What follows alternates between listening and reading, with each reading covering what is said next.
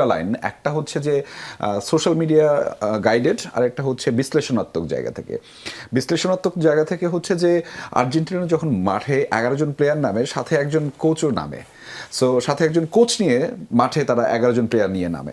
একই সাথে social media গাইডের যে ইনফ্লুয়েন্স হচ্ছে সেটা নিয়ে আজকে স্কলানিও কথা বলেছে যে যে কি মাফিয়া মেসি, অনেকটা মাফিয়া হয়েই তিনি আসলে গাইডেড করেন।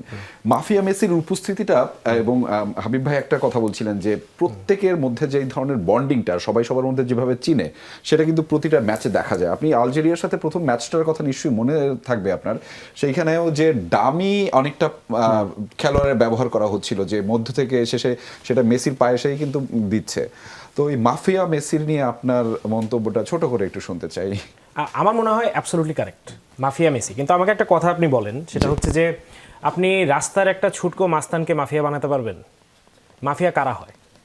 মাফিয়া হওয়ার জন্য কিন্তু একটা যোগ্যতা লাগে একদম। সো আমি ধরে নিলাম তর্কের খাতিরে যারা বলছে মাফিয়া মেসি, সোশ্যাল মিডিয়া ব্যান্টার যাই বলি না কেন, যারা এটা বলছে আমার কাছে তো মনে হয় এটা কমপ্লিমেন্ট। গডফাদার তো সবাই হইতে পারে না, একটা সমষ্টিগত কালেকটিভ সিন্ডিকেট বানাইতে কিন্তু মানে কষ্ট করা লাগে, এবং ওইখান থেকে আপনার যে পাওয়ার, অ্যাচিভমেন্ট, ইনফ্লুয়েন্স সব কিছু আপনি আগে অর্জন করে তারপরে আপনি আরো 200 মানুষকে বলতে পারবেন যে আমি কিন্তু মাফিয়া। তার আগে যদি আপনি রাস্তায় যে মাইক দিয়ে নিজেই চিল্লান আমি মাফিয়া, কি আপনাকে পাত্তা দিবে? সো আমি ধরেই নিলাম মাফিয়া মেসি ঘটনাটা সত্যি, কিন্তু সেটা মেসি অর্জন করে নিছে।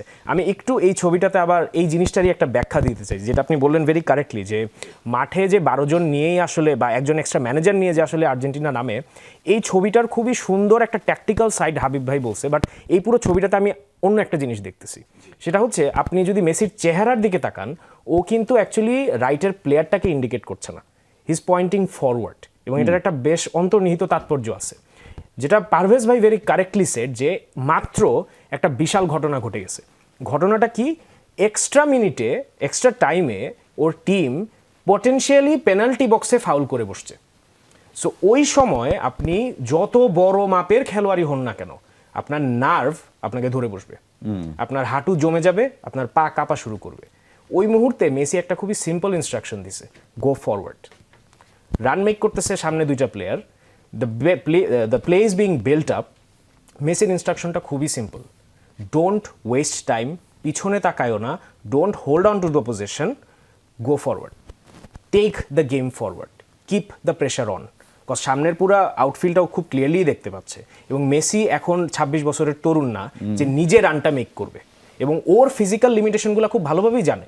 ও এই পজিশন থেকে 3টা ইজিপ্টের একদম স্ট্রঙ্গার অ্যান্ড ইয়াঙ্গার প্লেয়ারকে পার করেও দৌড়ে রান মেক করতে পারবে না। কে পারবে? হয়তো লাউতারো পারবে, কে পারবে? হয়তো আলভারেজ পারবে, কে পারবে? যে মাত্র সাব হয়ে নামছে সে হয়তো পারবে। So give the ball, take the ball forward, make the wingers work for the space, and if you put the ball in the zone, it might be a goal and it turn into a goal. So এইখানে it's not just about, দেখেন আমি ফুটবলে মনে করি যে অনেক চুলচেরা বিশ্লেষণ করে আসলে লাভ হয় না অনেক সময়। Sometimes it's about experience, it's about vision, it's about collective conscience of 11 players playing together. So ওই জায়গা থেকে Messi binds all those 10 players together in a single thread, এবং এইটা I think makes him a mafia on the field.